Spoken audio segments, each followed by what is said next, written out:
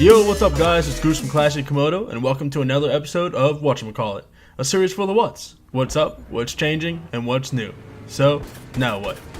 Today I'm going to be talking about the single player in Battlefield 4.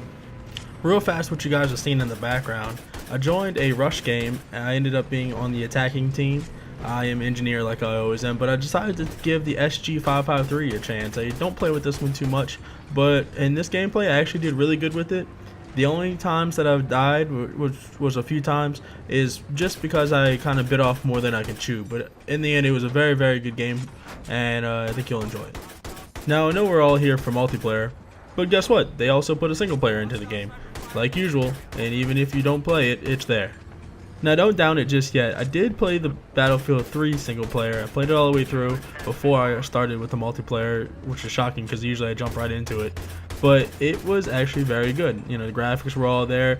You had the sniper gameplay, you had the vehicles, the air combat and everything, which was really good. So they mixed it up so that it wouldn't get boring. So it ended up being a really good story mode, and I actually played all the way through it and beat it.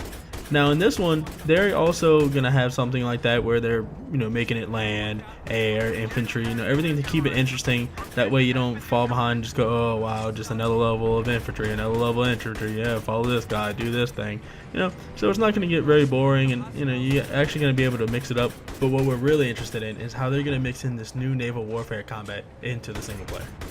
As we all saw from one of the earliest gameplay videos, we know there's at least one, and it's called Angry Sea. In the new Battlefield 4 campaign, you take the role of Sergeant Daniel Recker, which is a member of the Tombstone Squad. While you're on your way to collect information from one of the Russian generals, your squad gets discovered and you have to fight your way through a Russian army.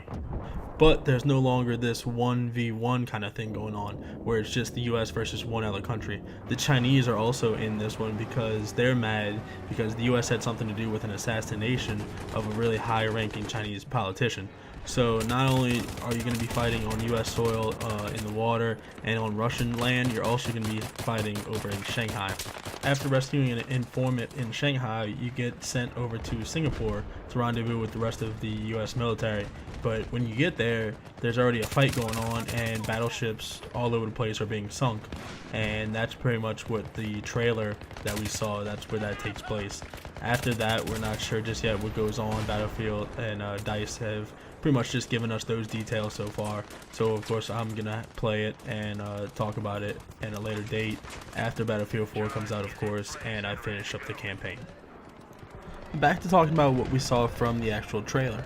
You start off inside of one of the battleships, which is under attack by the Chinese, and you've got a Sega 12, and you are using the red dot, of course, but there's also a flip up kind of zoom optic that you're going to be able to use, which is kind of weird to put on the Saiga, unless you have the slug rounds, but usually you just stick with the regular sights such as the red dot or the Cobra.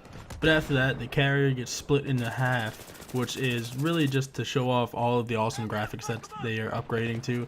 It's kind of like, the big production companies, like almost like Michael Bay directing it, and you have like the Transformers movie where it's all CGI and everything looks amazing. They're trying to bring that on over to Battlefield 4 so that you can have just a visually amazing looking game.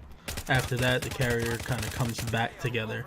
You and your squad mates jump down, and then you get to see everything, starting with the particles and everything that's kind of just flying around. You see all of the new engine with physics, how like the plane just rolls down and smashes people, falls into the ocean, and you get to see the ocean and the waves. Just look at how amazing that is. Then you fight your way all the way down the carrier to finally where one of your Valkyrie boats is. You jump in the water, and then you jump in the boat and you drive around for a little bit, kind of have a dog fight between boats, and then cinematic happens where something looks like it runs into the boat, and then it ends right there.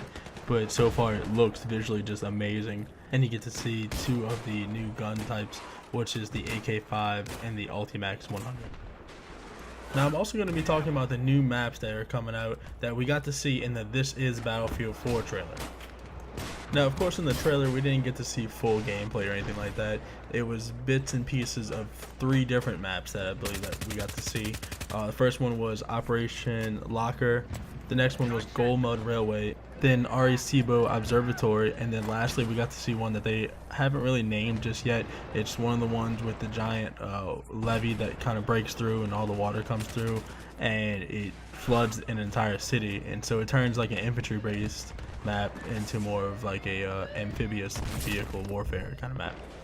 But Operation Locker is going to be the one that is the snow map. It's pretty linear. It's kind of like Operation Metro is now, where it's pretty straightforward. And I'm a console player, so I'm really interested to see how many points they're going to have, because on the trailer that we got to see, there was like 7 different points to capture. And I know mostly that's for PC playing, because they can handle the bigger maps with the more points to capture. So we're really interested to see if that's going to come out with the Xbox One. The next one was Gold Mud Railway, which was more of a open kind of map where they're going to be largely the vehicle kind of maps. Like, they're saying that every single vehicle is going to be used in this map, from the attack choppers to the scout helis to the regular jets to the air-to-ground jets, all of the tanks, everything, you know, anti-air tanks. There's going to be a lot of tow missile stations to counteract all of the armor that's rolling around. So it's going to be one of the big maps, kind of like we had in Battlefield 3 with Bandar Desert. Then the last one that we really got to see into detail was the Arecibo Observatory, which is the one that we all noticed once you look at it real good. It's from the 007 movie, GoldenEye, when they were up on top, fighting on top of the big dish. But that looks like it's going to be all made out of glass, and there's kind of like an interior to it. So if you're walking up top and somebody shoots the glass from under you, you can actually fall into the dish. It also looks like that it will be 100% destroyable. Like, it looks like the whole thing will be able to come down, and there's more to the map than just the actual dish, that there'll be more points to capture down on the ground. So that's just kind of like a spot that you can reach using either like a helicopter, or there might be some kind of like an elevator like they do in the Siege of Shanghai map. Also guys, the beta is getting closer and closer at the very beginning of October. Don't forget, if you have the Battlefield Platinum, if you have Medal of Honor, or if you've pre-ordered Battlefield 4, you all are going to be able to get into the beta test earlier than everybody else. We're going to have the 3-day window to where only we get to play it. So make sure you have one of those 3 things, and we'll be able to play that early. And alrighty guys, that's about all I have for today. I know the video is going to keep on going. I'm going to put some music in the background for you guys to enjoy. Stay tuned for the rest of the video. It is a very good game. And I'll see you guys next week for more videos of Whatchamacallit. And make sure, if you liked the video, if you found it informational, make sure to hit the like button. Subscribe to Classic Komodo for more videos every week. If you have any comments about anything, of course, just leave them down below. We'll get back to you. This has been Goose, and as always, stay classy.